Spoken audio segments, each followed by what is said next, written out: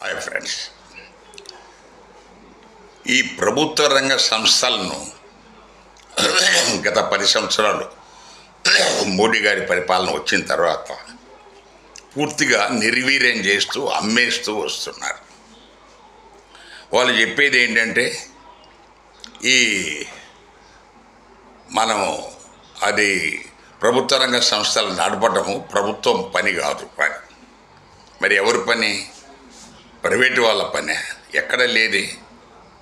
ప్రపంచంలో అన్ని దేశాల్లో ఉన్నదానికి విరుద్ధంగా మీరు మన భారతదేశంలో చేస్తూ ఇదే మా సంస్కృతి సంప్రదాయము మన గుడ్డు కూసు అని చెప్పుకోవటం ఈ మధ్య ఎక్కువైపోయింది. ఒకసారి ఈ ప్రభుత్వ రంగ సంస్థలు ప్రపంచంలో వివిధ దేశాల్లో ఉద్యోగులు ఎంతమంది ఉన్నారు, మన దేశంలో ఎంతమంది ఉన్నారు ఒక్కసారి చూడండి.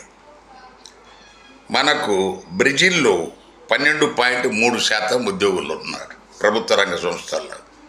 అమెరికాలో 13.3, అర్జెంటీనాలో 16.9, బ్రిటన్లో 21.5, చైనాలో 28%, రష్యాలో 40.6%, క్యూబాలో 77%, భారత్లో 3.8%.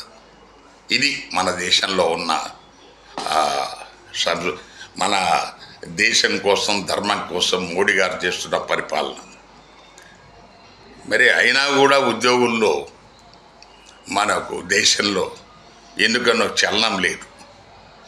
మరి పూర్తిగా ఇప్పుడు విశాఖ స్టీల్ ప్లాంట్ అమ్ముతానంటాడు, ఇంకోటి అమ్ముతానంటాడు. ఎందుకంటే మన తెలుగోడు ఎవడు నోరిప్పాడు. అదే సేలం స్టీల్ ప్లాంటో లేకపోతే ఈ బళ్ళారి హోస్పేట్ స్టీల్ ప్లాంట్ అమ్మడానికి ప్రయత్నం చేస్తే అటు తమిళ్లు ఇటు కన్నడిగులు అడ్డుకుంటారు.